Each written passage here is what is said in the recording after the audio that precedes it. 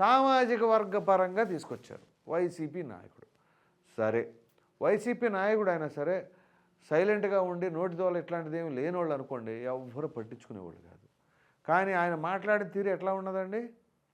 చంద్రబాబు నాయుడు గారిని, లోకేష్ గారిని, పవన్ కళ్యాణ్ గారిని అరే తురే ఒరే తప్ప ఇంకేమైనా ఉన్నదా?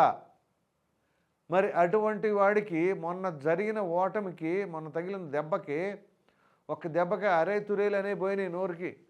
సైలెంట్గా చంద్రబాబు గారు, పవన్ కళ్యాణ్ గారు, లోకేష్ గారులు వచ్చేసినాయి అప్పుడు. సో అంటే అధికారం ఉన్నప్పుడే రెచ్చిపోతారు వీళ్ళు. అధికారం ఉన్నా లేకున్నా ఒకేలాగా ఉండగలగాలి.